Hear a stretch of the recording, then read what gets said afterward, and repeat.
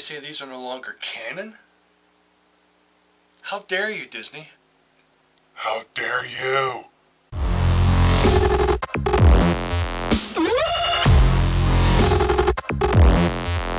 Hey everybody on YouTube, what is up? I'm Titan McDougal and welcome to my channel, and we've just passed the halfway mark in my review for the Star Wars prequel trilogy.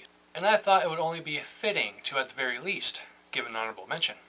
Because if we are going in chronological order here, these were the next in line. Not long after Star Wars Attack of the Clones had its time in the spotlight, the Cartoon Network started coming out with a series of animated shorts that told, in brief, the chronicles of the Clone Wars.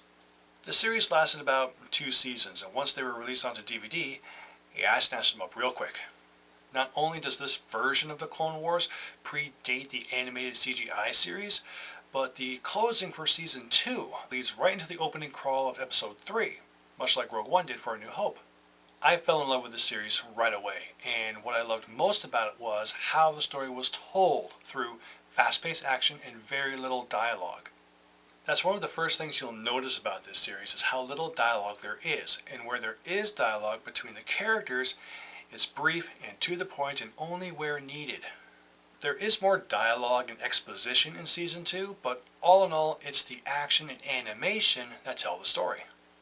Now, when I heard that Disney had denounced this epic award-winning series after buying out Lucasfilm, saying that it was no longer considered Star Wars canon, I was pissed. I mean, this was not just another animated series for the fanboys. This was the brainchild, the labor of love from the creative team and network that brought us Samurai fucking Jack. This was a homage to everything we loved about Star Wars. It was a gift for the fans, from the fans. And personally, I think they did a better job of telling a good Star Wars story here than they did in the whole prequel trilogy. But the powers that be just took all that effort, creativity, and years of hard work and devotion and just tossed it off like yesterday's trash. Fuck you, Disney.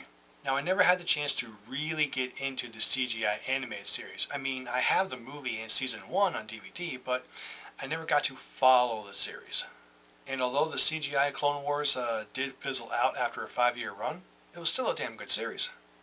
But if you were to ask me which of the two versions I would rather sit down and watch again and again, I'd be choosing the original series hands down. I've watched this series multiple times because that's how good the replay value is.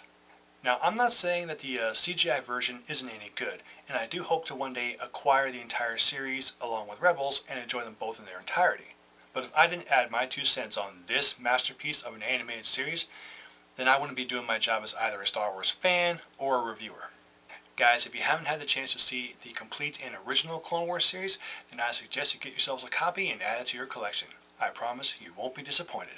And to be honest, I can't think of one goddamn thing to say against it. It's flawless. And even the boys at the Cartoon Network got the seal of approval from George Lucas himself. Thus, I'm giving Star Wars The Clone Wars a well-deserved Titan rating of 10 out of 10. That wraps up this review, guys. I'm Titan McDougal, and thanks for watching. I do appreciate it. So what do you think of the original Star Wars The Clone Wars? Is it better than the CGI version, or is the CGI better than the original version? Whatever your thoughts, share them in the comment box. And be sure to like and subscribe, and stay tuned for my review of Episode 3, and I'll see you on the next Titan review. May the Force be with you.